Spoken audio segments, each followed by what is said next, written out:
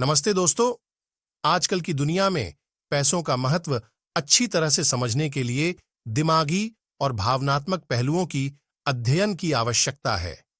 Morgan Housel द्वारा लिखी गई पैसे की मनोविज्ञान उस आवश्यकता को पूरा करती है, जहां यह किस प्रकार जीवन में पैसों के प्रबंधन में व्यक्तिगत मनोवृत्ति और व्यवहार का संबंध है।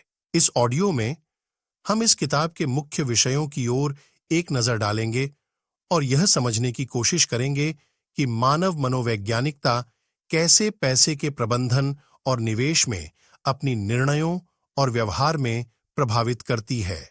द साइकोलॉजी ऑफ मनी के पहले अध्याय में, जिसका शीर्षक नो वंस क्रेजी है, लेखक मॉर्गन हाउसेल ने इस विचार का परिचय दिया है कि व्यक्तिगत वित्त निर्णय अक्सर व्यक्तिगत मनोविज्ञान और विविध दृष्टिकोणों से आकार लेते हैं।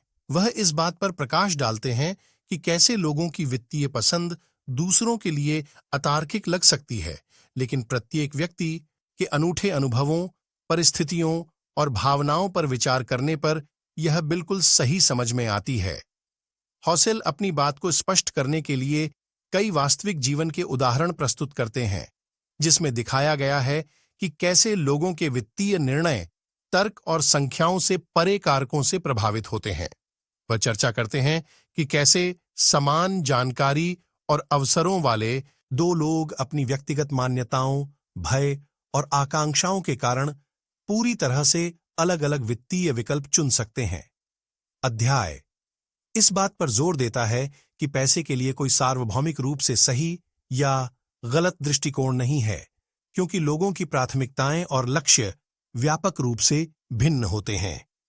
हाउसेल का तर्क है कि व्यक्तियों द्वारा लिए जाने वाले प्रतीत होने वाले अतार्किक वित्तीय निर्णयों को समझने के लिए दृष्टिकोण की इस विविधता को समझना महत्वपूर्ण है।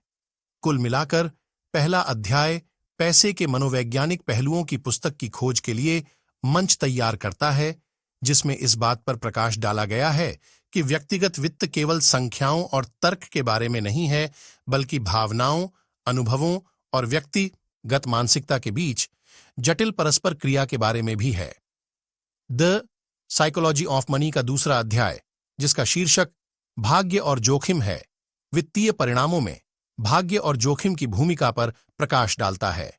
लेखक मॉर्गन हाउसेल इस बात की जांच करते हैं कि भाग्य और जोखिम अक्सर आपस में कैसे जुड़े होते हैं और वे किसी व्यक्ति की वित्तीय यात्रा पर कैसे महत्वपूर्ण प्रभाव डाल सकते हैं। हाउसेल बताते हैं कि भाग्य लोगों के जीवन में महत्वपूर्ण भूमिका निभाता है, उनकी परिस्थितियों और अवसरों को प्रभावित करता है। वह एक निश्चित स्थान और समय में पैदा होने के उदाहरण का उपयोग करता है, जिससे विभिन्न स्तरों पर लाभ या हानि हो सकती है। वह परिणाम पूर्वाग्रह की अवधारणा की भी पड़ताल करते हैं, जहां लोग निर्णय की गुणवत्ता के बजाय परिणामों के आधार पर निर्णय लेते हैं। अध्याय इस बात पर प्रकाश डालता है कि यद्यपि भाग्य अनियंत्रित है, जोखिम को कुछ हद तक प्रबंधित किया जा सकता है। हाउसेल अच्छे जोखिमों, वे जो समय के साथ सकारात्मक परिणाम दे सकते हैं, और बुरे जोखिम, वे जो अनावश्यक या संभावित रूप से हानिकारक हैं, के बीच अंतर पर चर्चा, जहां लोग निर्णय की गुणवत्ता के बजाय परिणामों के आधार पर निर्णय लेते हैं। अध्याय इस बात पर प्रकाश डालता है कि यद्यपि भाग्य अनियंत्रित है, जोखिम को कुछ हद तक प्रबंधित किया जा सकता है। हाउसेल अच्छे जोखिमों, वे जो समय के साथ सकारात्मक परिणाम दे सकते हैं, और बुरे जोखिम, वे जो अनावश्यक या संभावित रूप से हानिकारक हैं, के बीच अंतर पर चर्चा करते हैं। वह उन जोखिमों के बीच अंतर करने के महत्व पर जोर देते हैं जिन्हें नियंत्रित किया जा सकता है और जिन्हें नियंत्रित नहीं किया जा सकता। हाउसेल इस विचार का परिचय देते हैं कि दीर्घकालिक सफलता के लिए अक्सर बुद्धिमान जोखिम लेने और भाग्य की भूमिका को समझने के संतुलन की आवश्यकता होती है। वह हर चीज की भविष्यवाणी करने या नियंत्रित करने की कोशिश करने के बजाय अप्रत्याशित घटनाओं के लिए विविधीकरण और योजना के माध्यम से जोखिम प्रबंधन के महत्व को रेखांकित करता है। संक्षेप में, पुस्तक का दूसरा अध्याय भाग्य और जोखिम के बीच के जटिल संबंधों की पड़ताल करता है। यह अंतर्दृष्टि प्रदान करता है कि वे वित्तीय परिणामों को कैसे आकार देते हैं और बाहरी कारकों की अप्रत्याशितता को स्वीकार करते हुए अच्छी तरह से सूचित निर्णय लेने के मूल्य पर जोर देते हैं। द साइकोलॉजी ऑफ मनी का तीसरा अध्याय, जिसका शीर्षक नेवर इनफ है, पैसे और संतुष्टि के बीच के जटिल संबंधों की जांच करता है। लेखक मॉर्गन हाउसेल इस विचार की पड़ताल करते हैं कि जब पैसे की बात आती है तो लोग अक्सर पर्याप्त की अवधारणा के साथ संघर्ष करते हैं, जिससे अधिक धन, संपत्ति और उपलब्धियों की इच्छाएं बनी रहती हैं। हाउसेल का तर्क है कि धन और भौतिक संपत्ति की खोज सामाजिक प्रभावों और व्यक्तिगत महत्वाकांक्षाओं दोनों से प्रेरित है। वह इस बात पर चर्चा करते हैं कि अधिक की इच्छा कैसे अतृप्त हो सकती है, क्योंकि व्यक्ति अक्सर उच्च स्तर की संपत्ति के लिए अनुकूल हो जाते हैं और जिसे वे पर्याप्त मानते हैं उसके लिए खुद को लगातार स्तर बढ़ाते हुए पाते हैं। अध्याय सुखद ट्रेडमिल की अवधारणा का परिचय देता है, जो बताता है कि आय या धन में वृद्धि के बावजूद लोगों की खुशी आधारभूत स्तर पर लौट आती है। हाउसेल बताते हैं कि लगातार अधिक पैसे का पीछा करने से आंतरिक संतुष्टि पाने के बजाय बाहरी तौर पर खुशी तलाशने का एक सतत चक्र शुरू हो सकता है। इस चक्र का प्रतिकार करने के लिए हाउसेल एक मानसिकता बदलाव की वकालत करता है, जो व्यक्तिगत मूल्यों और प्राथमिकताओं को समझने पर केंद्रित है। उनका सुझाव है कि यह पहचानने से कि वास्तव में खुशी और संतुष्टि क्या मिलती है, व्यक्तियों को पर्याप्त की अपनी परिभाषा निर्धारित करने में मदद मिल सकती है। वित्तीय लक्ष्यों को आंतरिक मूल्यों के साथ जोड़कर व्यक्ति अधिक संतुष्टि का अनुभव कर सकते हैं और अधिक उद्देश्यपूर्ण वित्तीय निर्णय ले सकते हैं। संक्षेप में, तीसरा अध्याय अधिक धन और संपत्ति की निरंतर खोज के मनोवैज्ञानिक पहलू की पड़ताल करता है। यह पाठकों को अपने मूल्यों पर विचार करने और पैसे के साथ एक स्वस्थ रिश्ते के लिए प्रयास करने के लिए प्रोत्साहित करता है, जिसका लक्ष्य अंततः भौतिक धन से परे तृप्ति और संतुष्टि की भावना ढूंढना है। द साइकोलॉजी ऑफ मनी चौथा अध्याय, जिसका शीर्षक कन्फाउंडिंग कंपाउंडिंग है, व्यक्तिगत वित्त पर कंपाउंडिंग के शक्तिशाली प्रभाव की जांच करता है और इसे कैसे कम करके आंका जा सकता है और गलत समझा जा सकता है। लेखक मॉर्गन हाउसेल ने घातीय वृद्धि और पैसे के समय मूल्य की अवधारणाओं पर चर्चा की है, जिसमें बताया गया है कि समय के साथ लगातार किए गए छोटे वित्तीय निर्णय कैसे महत्वपूर्ण परिणाम दे सकते हैं। हाउसेल बताते हैं कि हालांकि कंपाउंडिंग एक सीधी अवधारणा है, लेकिन घातीय वृद्धि को समझने में हमारी कठिनाई के कारण इसके वास्तविक परिमाण को अक्सर कम करके आंका जाता है। वह यह प्रदर्शित करने के लिए उदाहरण प्रस्तुत करता है कि कैसे नियमित रूप से मामूली राशि बचाने जैसी छोटी छोटी गतिविधियां भी लंबी अवधि में पर्याप्त संपत्ति में जमा हो सकती हैं। जब बचत और निवेश की बात आती है तो अध्याय जल्दी शुरुआत करने के महत्व पर जोर देता है, क्योंकि कंपाउंडिंग प्रक्रिया में समय एक महत्वपूर्ण कारक है। हाउसेल कंपाउंडिंग के लाभों का लाभ उठाने में निरंतरता और अनुशासन की भूमिका पर भी चर्चा करता है। हालांकि अध्याय बाजार की अस्थिरता या आर्थिक अनिश्चितता के समय में बने रहने की चुनौतियों का भी समाधान करता है। हाउसेल का कहना है कि ऐसे समय में भावनात्मक रूप से प्रेरित निर्णय लेने का प्रलोभन समझौता प्रक्रिया को बाधित कर सकता है। द साइकोलॉजी ऑफ मनी का अध्याय 5, जिसका शीर्षक है धनवान बनना बनाम धनवान बने रहना, धन संचय करने और समय के साथ इसे प्रभावी ढंग से संरक्षित करने के बीच के अंतर पर प्रकाश डालता है। लेखक मॉर्गन हाउसेल न केवल धन प्राप्त करने के महत्व पर चर्चा करते हैं, बल्कि किसी के धन को बनाए रखने और बढ़ाने के लिए बुद्धिमान निर्णय भी लेते हैं। हाउसेल इस बात पर जोर देते हैं कि धन का निर्माण एक बहुचरणीय प्रक्रिया है, जिसमें विवेकपूर्ण वित्तीय विकल्प शामिल हैं। उन्होंने इस बात पर प्रकाश डाला कि वित्तीय सफलता हासिल करने के लिए सिर्फ पैसा कमाना ही नहीं, बल्कि उसे बुद्धिमानी से प्रबंधित करना भी आवश्यक है। यह अध्याय धन संचय के लिए आवश्यक मानसिकता के विपरीत है, जहां जोखिम और नवाचार अधिक प्रचलित हो सकते हैं, धन संरक्षण के लिए आवश्यक मानसिकता के साथ, जहां सावधानी और सुरक्षा महत्वपूर्ण है। लेखक उन चुनौतियों के बारे में अंतर्दृष्टि प्रदान करता है जो धन इकट्ठा करने के बाद उत्पन्न हो सकती हैं, जिनमें शालीनता और अति आत्मविश्वास भी शामिल है। हाउसेल का सुझाव है कि जो व्यक्ति धन संचय करने में सफल रहे हैं, वे अपनी संपत्ति की सुरक्षा के लिए विवेकपूर्ण निर्णय लेने के महत्व को कम आंक सकते हैं। इसके अलावा अध्याय निवेश और जोखिम प्रबंधन के लिए एक संतुलित दृष्टिकोण की आवश्यकता पर प्रकाश डालता है। हाउसेल केवल उच्च रिटर्न की संभावना के लिए जोखिम भरे निवेश का पीछा न करने की सलाह देता है और धन की स्थिरता सुनिश्चित करने के लिए विविधीकरण और दीर्घकालिक सोच के महत्व पर जोर देता है। द साइकोलॉजी ऑफ मनी के अध्याय 6 में टेल्स यू विन शीर्षक से लेखक मॉर्गन हाउसेल चरम, दुर्लभ घटनाओं की अवधारणा और वित्तीय परिणामों पर उनके प्रभाव की पड़ताल करते हैं। हाउसेल इन असामान्य और अप्रत्याशित घटनाओं को पूंछ के रूप में संदर्भित करता है। अध्याय इस विचार पर प्रकाश डालता है कि हालांकि ऐसी घटनाएं सांख्यिकीय रूप से दुर्लभ हैं, लेकिन वे किसी की वित्तीय भलाई पर असंगत प्रभाव डाल सकती हैं।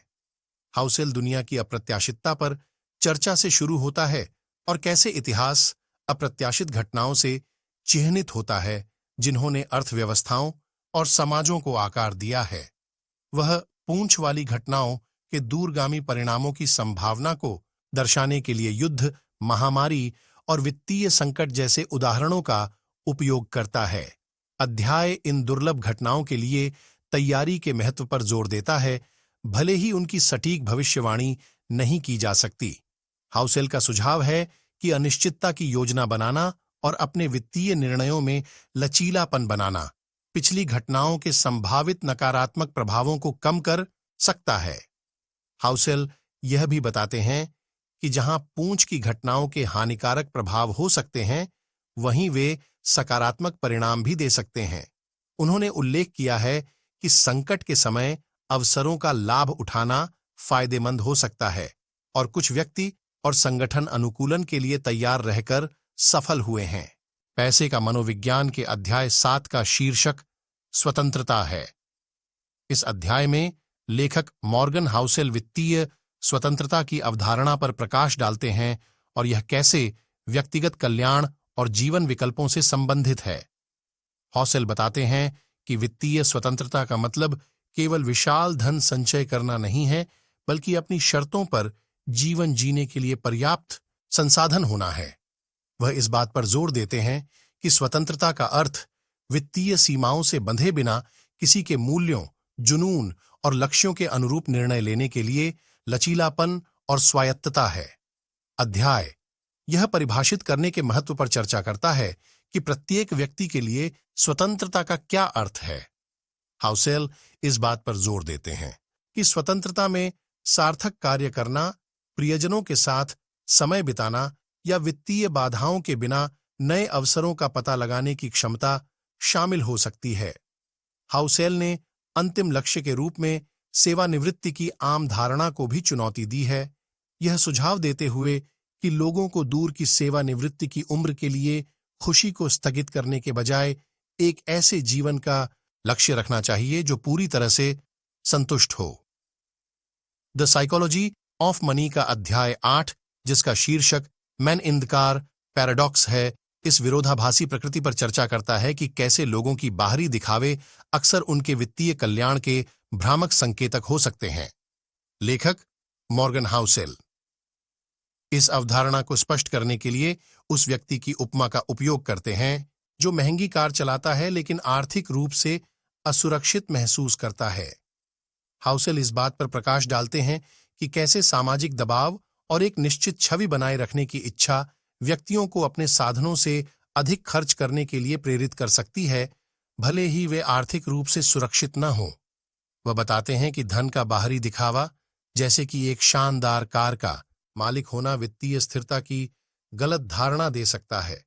यह अध्याय दूसरों के सामने अमीर दिखने के दबाव के आगे झुकने के बजाय वित्तीय निर्णयों को व्यक्तिगत मूल्यों और लक्ष्यों के साथ जोड़ने के महत्व पर जोर देता है। हाउसेल का सुझाव है कि सच्ची वित्तीय सुरक्षा अच्छे वित्तीय विकल्प चुनने, अपने साधनों के भीतर रहने और अनावश्यक स्थिति संचालित व्यय से बचने से आती है। द साइकोलॉजी ऑफ मनी का अध्याय 9, जिसका शीर्षक है धन वह है जो आप नहीं देखते, धन संचय के छिपे हुए पहलुओं और विचारशील वित्तीय निर्णय लेने के महत्व पर केंद्रित है। लेखक मॉर्गन हाउसेल चर्चा करते हैं कि कैसे धन का निर्माण अक्सर उन विकल्पों और कार्यों के बारे में होता है जिन पर दूसरों का ध्यान नहीं जाता है। हाउसेल बताते हैं कि धन का असली स्रोत हमेशा आकर्षक या स्पष्ट नहीं होता है। यह बचत करने, अपनी क्षमता से कम कीमत पर जीवन जीने और विवेकपूर्ण वित्तीय विकल्प चुनने की निरंतर आदतों के बारे में है। ये कार्रवाइयां दीर्घकालिक वित्तीय स्थिरता और सुरक्षा में योगदान करती हैं, भले ही वे दूसरों के लिए तुरंत स्पष्ट न हों। अध्याय इस बात पर जोर देता है कि सच्चा धन आवश्यक रूप से उपभोग के बाहरी प्रदर्शनों में प्रतिबिंबित नहीं होता है। इसके बजाय यह उन विकल्पों को चुनने की वित्तीय स्वतंत्रता के बारे में है जो किसी के मूल्यों और लक्ष्यों के अनुरूप हों। हाउसेल पाठकों को फालतू खर्च के माध्यम से दूसरों को प्रभावित करने की कोशिश करने के बजाय अपने व्यक्तिगत वित्तीय कल्याण पर ध्यान केंद्रित करने के लिए प्रोत्साहित करता है। हाउसेल वित्तीय इंसुलेशन की अवधारणा पर भी चर्चा करते हैं, जहां सावधानीपूर्वक वित्तीय निर्णय आर्थिक मंदी या अप्रत्याशित घटनाओं के खिलाफ एक बफर बनाते हैं। बचत और विवेकपूर्ण विकल्पों के माध्यम से इस इंसुलेशन का निर्माण सुरक्षा की भावना को बढ़ाता है और बाहरी वित्तीय झटकों के प्रति संवेदनशीलता को कम करता है। द साइकोलॉजी ऑफ मनी का अध्याय 10, जिसका शीर्षक सेव मनी है, वित्तीय स्थिरता और दीर्घकालिक सफलता प्राप्त करने में पैसे बचाने की महत्वपूर्ण भूमिका पर जोर देता है। लेखक मॉर्गन हाउसेल ने वित्तीय सुरक्षा के निर्माण और भविष्य के लिए बचत के लिए जानबूझकर विकल्प बनाने के महत्व पर चर्चा की है। हाउसेल की शुरुआत बचत करने से मिलने वाली मानसिक शांति पर प्रकाश डालने से होती है। वह बताते हैं कि वित्तीय सुरक्षा जाल होने से सुरक्षा और स्वतंत्रता की भावना मिल सकती है, जिससे व्यक्तियों को अप्रत्याशित खर्चों या जीवन में बदलाव का सामना करने की अनुमति मिलती है।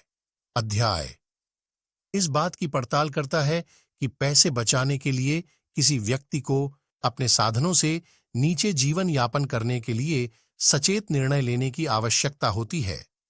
हाउसेल अभी खर्च करने बनाम बाद के लिए बचत करने में शामिल व्यापार बंदों पर चर्चा करता है और सुझाव देता है कि जो व्यक्ति बचत को प्राथमिकता देते हैं वे लंबे समय में अधिक वित्तीय स्थिरता और कम तनाव का अनुभव करते हैं।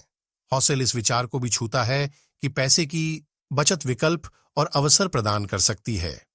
वह बताते हैं कि बचत करने से व्यक्तियों को ऐसे विकल्प चुनने का अधिकार मिलता है जो उनके मूल्यों और लक्ष्यों के अनुरूप हों, जैसे कि नए करियर पथ अपनाना, निवेश करना या वित्तीय बाधाओं के बिना जीवन का अनुभव करना। लेखक इस बात पर जोर देकर निष्कर्ष निकालता है कि पैसा बचाना एक ऐसी आदत है जिसे समय के साथ विकसित किया जा सकता है। वह पाठकों को छोटी शुरुआत करने, खर्च में अनुशासन विकसित करने और धीरे धीरे अपने बचत प्रयासों को बढ़ाने के लिए प्रोत्साहित करते हैं।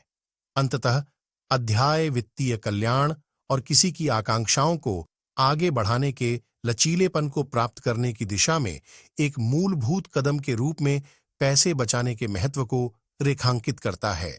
द साइकोलॉजी ऑफ मनी का अध्याय 11, जिसका शीर्षक उचित तर्कसंगत है, वित्तीय निर्णय लेने में उचित होने और सख्ती से तर्कसंगत होने के बीच के अंतर पर प्रकाश डालता है।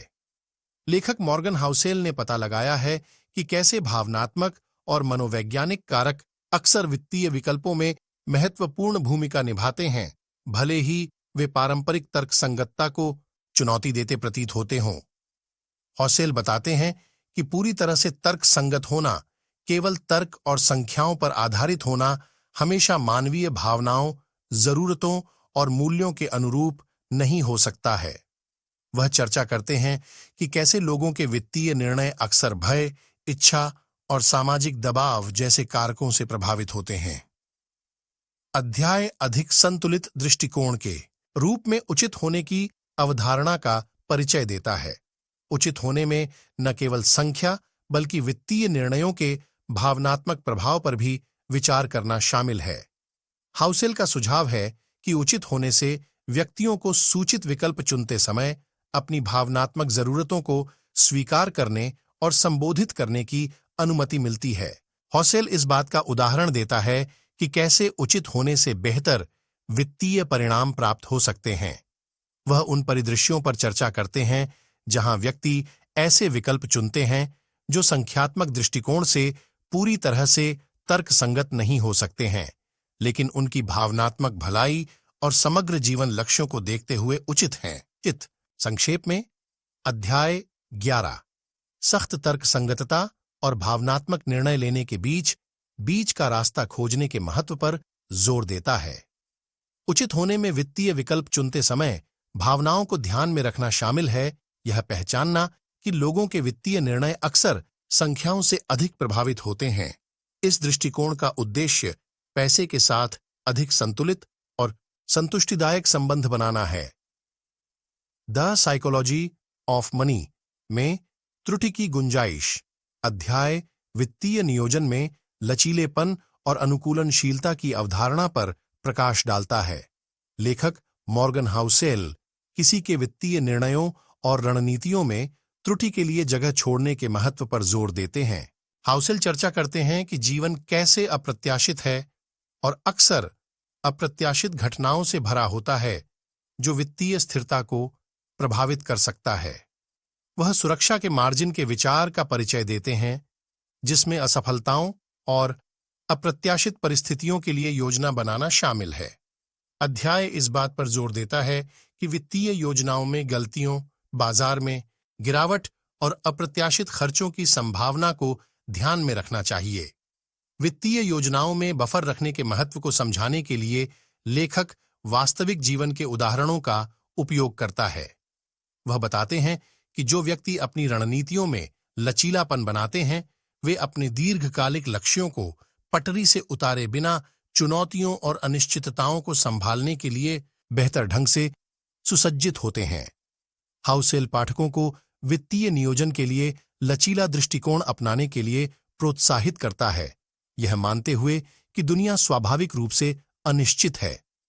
त्रुटियों और असफलताओं को स्वीकार करके व्यक्ति जीवन के उतार चढ़ाव को बेहतर ढंग से पार कर सकते हैं और लंबी अवधि में अपनी वित्तीय भलाई बनाए रख सकते हैं। मॉर्गन हाउसेल द्वारा लिखित द साइकोलॉजी ऑफ मनी के अध्याय 14 का शीर्षक यू विल चेंज है। इस अध्याय में लेखक लोगों के जीवन में परिवर्तन की अनिवार्यता की पड़ताल करता है और यह उनके वित्तीय निर्णयों को कैसे प्रभावित करता है। हाउसेल चर्चा करते हैं कि समय के साथ व्यक्तिगत परिस्थितियां, लक्ष्य और प्राथमिकताएं कैसे विकसित होती हैं, जिससे वित्तीय आवश्यकताओं और रणनीतियों में बदलाव आता है। अध्याय इस बात पर जोर देता है कि किसी के भविष्य की भविष्यवाणी करना चुनौतीपूर्ण है और व्यक्ति भविष्य में क्या चाहते हैं या क्या चाहते हैं यह उनके वर्तमान दृष्टिकोण से काफी भिन्न हो सकता है। हाउसेल वित्तीय नियोजन में अनुकूलनशील रहने और परिवर्तन के लिए खुले रहने के महत्व पर प्रकाश डालता है। वह उदाहरण देते हैं कि बदलते मूल्यों, अनुभवों और बाहरी कारकों के कारण समय के साथ लोगों की प्राथमिकताएं और जीवन पथ कैसे बदल सकते हैं। लेखक का सुझाव है कि परिवर्तन की अप्रत्याशितता को स्वीकार करने और अपनाने से अधिक प्रभावी वित्तीय निर्णय लिए जा सकते हैं।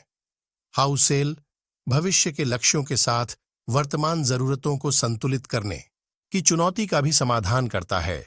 वह पाठकों को बीच का रास्ता खोजने के लिए प्रोत्साहित करते हैं जो तात्कालिक संतुष्टि और दीर्घकालिक आकांक्षाओं दोनों को पूरा करता हो। अध्याय लचीलेपन, निरंतर पुनर्मूल्यांकन और परिस्थितियों के अनुसार वित्तीय योजनाओं को समायोजित करने की इच्छा पर जोर देता है। द साइकोलॉजी ऑफ मनी में नथिंग इज फ्री शीर्षक वाला अध्याय इस अवधारणा की जांच करता है कि हर विकल्प की लागत होती है, भले ही वे लागत तुरंत स्पष्ट न हो। लेखक मॉर्गन हाउसेल निर्णय लेने में शामिल व्यापार बंदों की पड़ताल करते हैं, इस बात पर जोर देते हैं कि कीमत के बिना कुछ भी नहीं मिलता है और सूचित वित्तीय विकल्प बनाने के लिए इन लागतों को समझना महत्वपूर्ण है। हाउसेल चर्चा करते हैं कि कैसे लोग अक्सर विभिन्न निर्णयों से जुड़ी छिपी हुई लागतों को नजरअंदाज कर देते हैं या कम आंकते हैं। वह एक सस्ते उत्पाद को खरीदने के उदाहरण का उपयोग करता है जिसे बार बार बदलने की आवश्यकता होती है। अंततः उच्च गुणवत्ता वाली वस्तु में निवेश करने की तुलना में अधिक लागत आती है। वह बताते हैं कि दीर्घकालिक लागतों और लाभों पर विचार करने से बेहतर वित्तीय परिणाम मिल सकते हैं। यह अध्याय अवसर लागत के विचार को भी संबोधित करता है। किसी विशेष विकल्प को चुनने पर जो त्याग किया जाता है उसका मूल्य। हौसेल इस बात पर प्रकाश डालते हैं कि प्रत्येक वित्तीय निर्णय में संभावित वैकल्पिक विकल्पों और परिणामों का बलिदान शामिल होता है। यह पहचानकर कि वास्तव में कोई स्वतंत्र निर्णय नहीं होते हैं और सभी विकल्प व्यापार बंद के साथ आते हैं, व्यक्ति अधिक विचारशील निर्णय ले सकते हैं जो उनके लक्ष्यों और मूल्यों के अनुरूप हों। अध्याय पाठकों को उनकी पसंद के व्यापक संदर्भ पर विचार करने और उनसे जुड़ी छिपी और दीर्घकालिक लागतों का मूल्यांकन करने के लिए प्रोत्साहित करता है। द साइकोलॉजी ऑफ मनी का 16वां अध्याय, जिसका शीर्षक यू एंड मी है, पैसे की सामाजिक और तुलनात्मक प्रकृति और लोगों के वित्तीय निर्णय दूसरों के साथ उनकी बातचीत से कैसे प्रभावित होते हैं, इस पर प्रकाश डालता है। लेखक मॉर्गन हाउसेल इस बात का पता लगाते हैं कि कैसे व्यक्ति अक्सर दूसरों के संबंध में खुद को कैसा समझते हैं, इसके आधार पर वित्तीय विकल्प चुनते हैं, जिससे दिखावे के साथ रहना और अपनी वित्तीय स्थितियों की दूसरों से तुलना करना जैसे व्यवहार सामने आते हैं। हाउसेल चर्चा करते हैं कि कैसे सामाजिक मानदंड और सामाजिक दबाव लोगों के वित्तीय निर्णयों को आकार दे सकते हैं। वह एफ्लुएंजा की अवधारणा का परिचय देते हैं, जहां व्यक्ति अपने आसपास के लोगों की खर्च करने की आदतों और जीवन शैली का अनुकरण करने की कोशिश करते हैं, जिससे अक्सर वित्तीय तनाव और असंतोष होता है।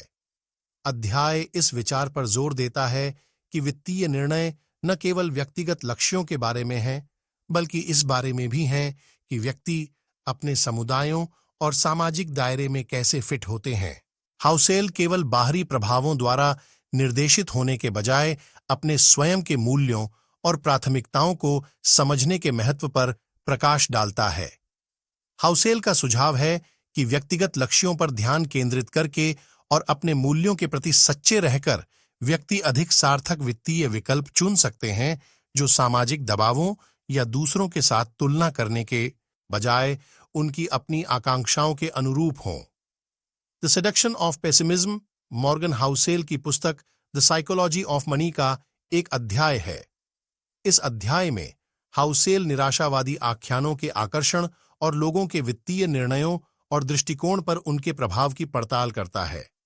हाउसेल ने इस चर्चा से शुरुआत की कि निराशावाद कैसे लुभावना और प्रेरक हो सकता है। वह बताते हैं कि निराशावादी कथाएं अक्सर ध्यान आकर्षित करती हैं और भावनात्मक प्रतिक्रियाएं उत्पन्न करती हैं, क्योंकि वे भविष्य के बारे में लोगों के डर और चिंताओं को उजागर करती हैं। हालांकि हाउसेल ने चेतावनी दी है कि लगातार निराशावादी दृष्टिकोण अपनाने से अवसर चूक सकते हैं और वित्तीय प्रगति में बाधा आ सकती है। यह अध्याय नकारात्मकता पूर्वाग्रह की मनोवैज्ञानिक घटना पर प्रकाश डालता है, जो नकारात्मक जानकारी और आख्यानों को सकारात्मक की तुलना में अधिक प्रभावशाली बनाता है।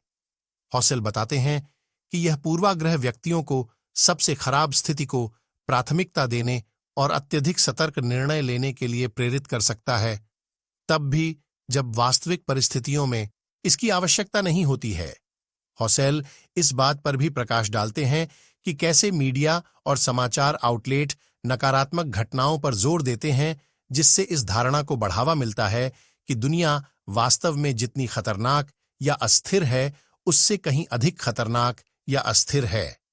उनका सुझाव है कि अत्यधिक निराशावाद के जाल में फंसने से बचने के लिए लोगों को व्यापक परिप्रेक्ष्य के साथ नकारात्मक समाचारों के प्रति अपने जोखिम को संतुलित करने की आवश्यकता है। भविष्य पर अधिक संतुलित और यथार्थवादी दृष्टिकोण की वकालत करते हुए अध्याय का समापन होता है। यह स्वीकार करते हुए कि जोखिमों के बारे में जागरूक होना महत्वपूर्ण है, हाउसेल पाठकों को अत्यधिक निराशावादी होने से बचने और यह पहचानने के लिए प्रोत्साहित करता है कि अधिक संतुलित परिप्रेक्ष्य बेहतर वित्तीय निर्णय और स्वस्थ मानसिकता को जन्म दे सकता है। डी साइकोलॉजी ऑफ मनी में when you will believe anything शीर्षक वाला अध्याय कहानी कहने की अवधारणा पर प्रकाश डालता है और यह वित्तीय बाजारों और निवेशों के बारे में हमारी धारणाओं को कैसे प्रभावित करता है। लेखक मॉर्गन हाउसेल बताते हैं कि कैसे लोग स्वाभाविक रूप से कथाओं और कहानियों की ओर आकर्षित होते हैं, भले ही वे कहानियां वास्तविकता का सटीक प्रतिनिधित्व न करती हों। हाउसेल सम्मोहक आख्यानों के आकर्षण पर चर्चा करता है, चाहे वे निवेश रणनीतियों, आर्थिक रुझानों या बाजार की भविष्यवाणियों के बारे में हों। वह बताते हैं कि मनुष्य कहानियों के माध्यम से स्पष्टीकरण खोजने और जटिल घटनाओं को समझने के लिए प्रतिबद्ध हैं। यह प्रवृत्ति लोगों को उन कहानियों पर विश्वास करने और उन पर कार्य करने के लिए प्रेरित कर सकती है जिनका तथ्य या डेटा में कोई मजबूत आधार नहीं हो सकता है। लेखक वित्तीय आख्यानों का मूल्यांकन करते समय आलोचनात्मक सोच और संदेह के महत्व पर प्रकाश डालता है। वह ऐतिहासिक घटनाओं और आर्थिक स्थितियों के उदाहरण प्रदान करता है जो प्रचलित आख्यानों द्वारा आकार दिए गए थे, जो अक्सर गलत धारणाओं और खराब वित्तीय निर्णयों का कारण बनते थे। हाउसेल इस बात पर जोर देते हैं कि कहानियां शक्तिशाली और प्रेरक हो सकती हैं, लेकिन उन्हें सावधानी के साथ पेश किया जाना चाहिए। वह पाठकों को कथा की सतह से परे देखने, वैकल्पिक दृष्टिकोण पर विचार करने और साक्ष्य डेटा के संयोजन और अंतर्निहित कारकों की स्पष्ट समझ के आधार पर वित्तीय निर्णय लेने के लिए प्रोत्साहित करते हैं।